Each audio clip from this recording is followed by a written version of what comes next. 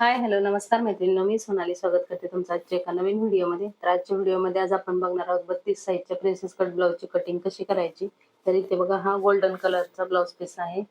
तर इथे बघा ह्याच ब्लाउजची आपल्याला आता कटिंग करायची आहे. आणि पुढचा आणि पाठीमागचा दोन्ही डीप गळे आहेत. तर डीप गळ्यानुसार प्रिन्सेस कट ब्लाउजची कटिंग कशी करायची ते आपण बघूया. तर सगळ्यात अगोदर इथे बघा 1 मीटर अस्तर घेतलेला आहे मी. आणि बंद बाजू ही माझ्याकडे मी ठेवलेली आहे. ही बघा, ही बंद बाजू आहे, ही ओपन बाजू आहे. आणि मेजरमेंट मी लिहून घेतलेलं आहे. तुम्ही पण आता बऱ्याच व्हिडिओमध्ये मी सांगितलेलं आहे की माप कसं घ्यायचं ब्लाऊजवरून. तर ते व्हिडिओ तुम्ही चेक करा. तर सगळ्यात अगोदर आपल्याला ब्लाऊजच्या उंचीचं माप टाकायचं असतं. तर ब्लाऊजची उंची जेवढी असेल त्याच्यात 1 इंच प्लस करून उंचीचं माप टाकायचं. तर इथे तयार ब्लाऊजची उंची आहे 13 इंच. त्याच्यात 1 इंच प्लस करून 14 इंचावर आपल्याला इथं मार्किंग करून घ्यायचं आहे. इथे बघा 2 ठिकाणी मार्किंग करायचं, म्हणजे आपली जी लाईन आहे ना ती सरळ येते.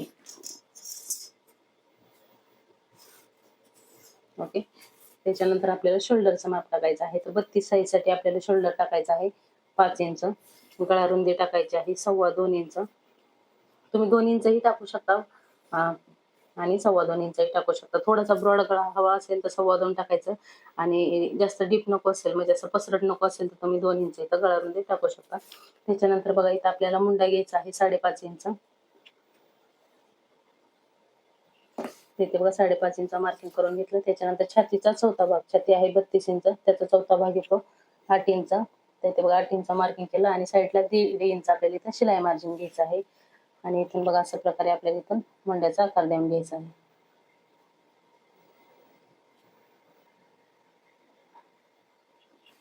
ओके. त्याच्यानंतर आता इथं आपल्याला कमरेचा चौथा भाग, तर कमर आहे 26 इंच, त्याचा चौथा भाग येतो 6.5 इंच. Okay, 6.5 inch. त्याच्यानंतर पाठीमागे टक साठी 1 इंच आणि साईडला वर जेवढं आपण इथे शिलाई मार्जिन घेतलं तेवढंच खालच्या साईडला घ्यायचं. आणि इथं हे जे दोन्ही लाईन आहेत त्या आपल्याला इथं जोडून घ्यायच्या आहेत. ही आहे आपली मार्जिनची लाईन आणि ही आहे आपली फिटिंगची लाईन.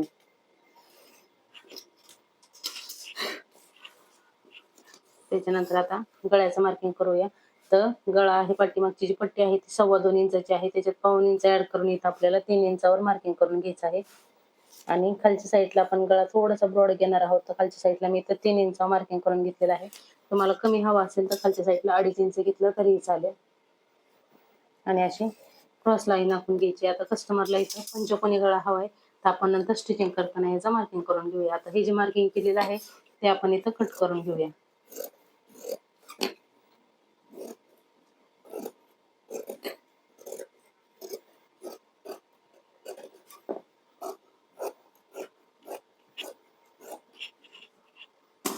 इथे बघा बॅक पार्टची आपली इथं कटिंग करून झालेली आहे. आता फ्रंट पार्टची कटिंग करायची.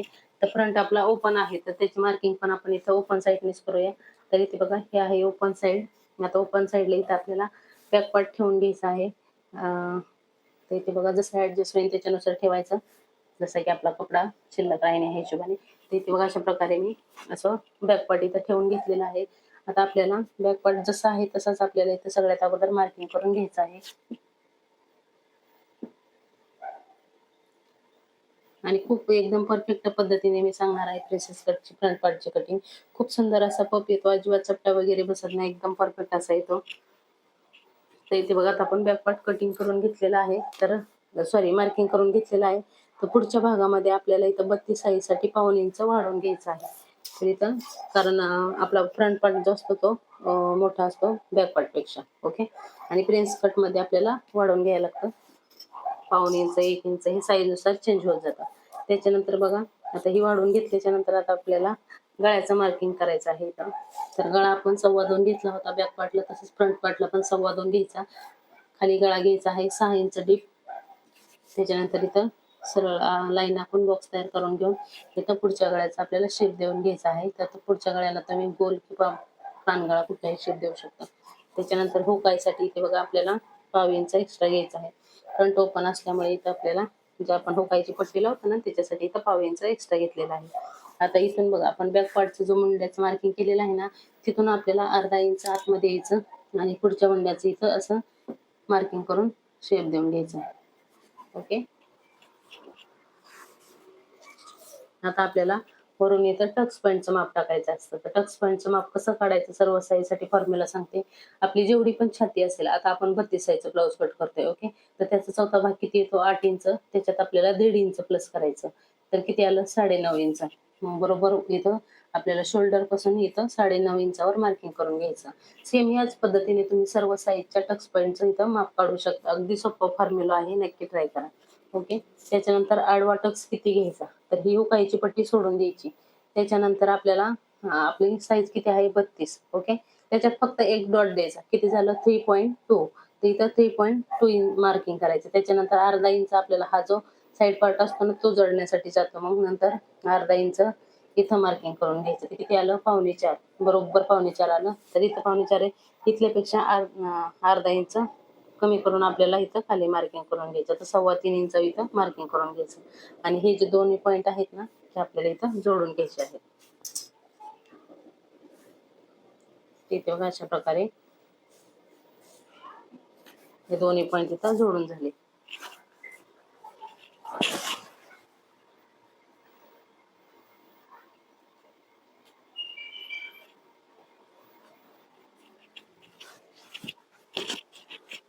त्याच्यानंतर इथून आता आपल्याला प्रिन्सेस कटचा असा शेप देऊन घ्यायचा आहे वरच्या साईडला ओके. तर हा शेप देऊन झाला. आता आपल्याला हा जो डॉट आहे तो घ्यायचा आहे 2 इंचाचा. आता इथं 2 इंच घेतलंय तर लगेच आपल्याला साईडला 2.5 इंच वाढवून घ्यायचं. अर्धा इंच आपल्याला इथं जोडण्यासाठी जातं, त्याच्यामुळे अर्धा इंच वाढवून घ्यायचं. ते बघा 2.5 इंच घेतलं. वरच्या साईडला आपल्याला इथं 1 इंच घ्यायचं आहे. तर 1 इंच कशासाठी घ्यायचं तेही मी तुम्हाला पुढे सांगते. हे दोन्ही पॉईंट आहेत ना ते आपल्याला इथं जोडून घ्यायचे आहेत.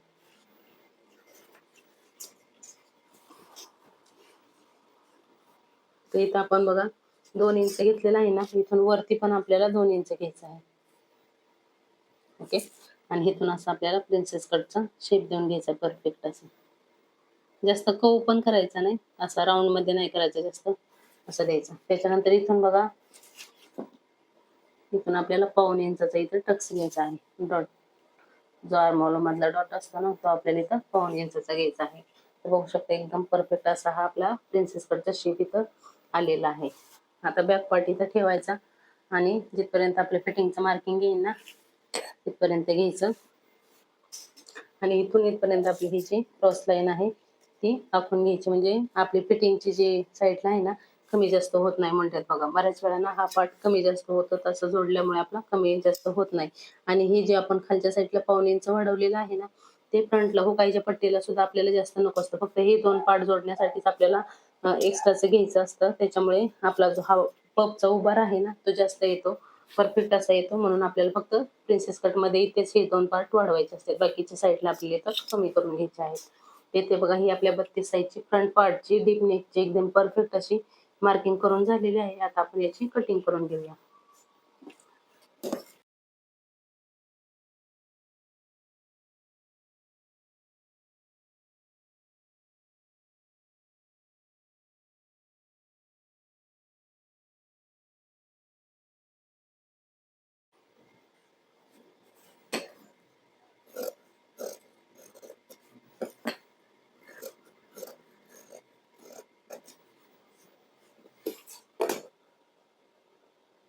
तर इथे बघू शकता एकदम परफेक्ट अशी आपली 32 साईजच्या ब्लाऊजची कटिंग झालेली आहे फ्रंट आणि बॅक.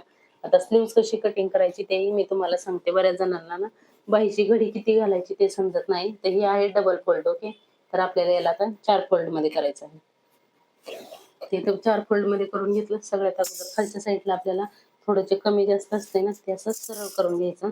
त्याच्यानंतर बाहीची उंचीचं माप टाकायचं. आता तुमची जेवढी बाही असेल त्याच्यानुसार त्याच्यात 1 इंच प्लस करून बाहीच्या उंचीचं माप टाकायचं आहे. तर इथं कस्टमरची जी बाही आहे ती आहे 4 इंच, त्याच्यात 1 इंच प्लस करून इथं 5 इंच आपण मार्किंग करून घेऊया ओके. तर इथं 5 इंच घेतलं तसं सेम त्याचप्रमाणे इथं पण आपल्याला 5 इंच घ्यायचं.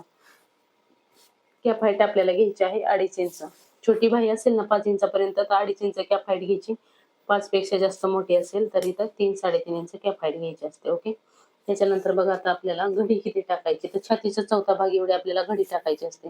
तर आपले ब्लाऊज आहे 32 साईजचा, त्याचा चौथा भाग किती येतो 8 इंच. तर एकदम परफेक्ट अशी आपली इथं घडी आहे. त्याच्यानंतर आपण 1.5 इंच मार्जिन घेतलं होतं. तर तेवढं 1.5 इंच मार्जिन आहे ते आपल्याला इथं सरळ लाईन आखून घ्यायची, जेवढं आपलं की मार्जिन आहे. ओके. त्याच्यानंतर इथून आता आपल्याला बाहीला आकार द्यायला चालू करायचंय. तर हलक्या हाताने इथं बघा अशा प्रकारे आकार द्यायचा. इथून 1 इंचापर्यंत आपल्याला सरळच आकार द्यायचा आणि त्याच्यानंतर आता पुढचा आकार जो आहे ना, ते इथून आपल्याला 1/4 इंच खाली घ्यायचा आणि इथून बघा अशा प्रकारे पुढचा जो शेप असतो ना आपल्याला, तो इथं पुढच्या उंड्याचा आकार देऊन घ्यायचा. ओके. एवढी सोपी आहे बाही कटिंग, काहीच अवघड नाहीये. त्याच्यानंतर इथं दंडगेर घ्यायचा. तर दंडगेर आहे, 1 मिनिट मोजते, 5.5 इंच. तर इथे बघा 5.5 इंच दंडगेर आणि 1.5 इंच आपल्याला साईडला मार्जिन.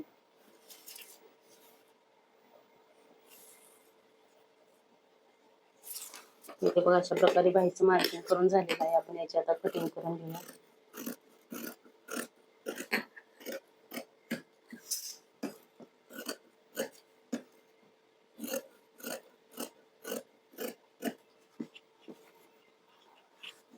त्याच्यानंतर इथे एक छोटासा कट द्यायचा, बाही ओपन करायची आणि हा जो पुढचा शेप दिलेला आहे बाहीचा, तो पण आपल्याला इथं कट करून घ्यायचा आहे.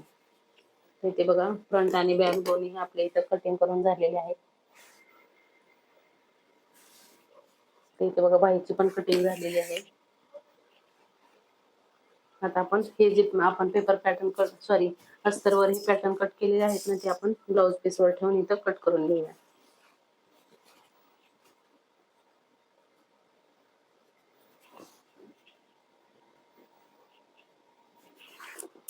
इथं बंद बाजू आहे, तर बंद बाजूला सगळ्यात अगोदर आपला जो बॅक पार्ट आहे ना, तो आपल्याला इथं ठेवून घ्यायचा आहे.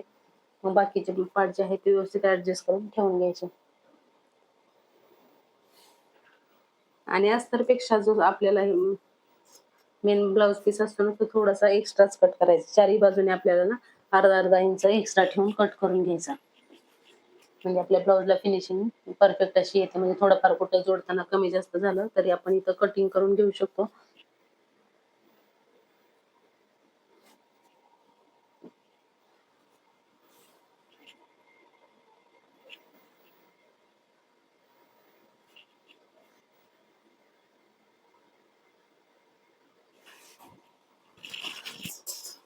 चला आता आपण हे कटिंग करून घेऊया.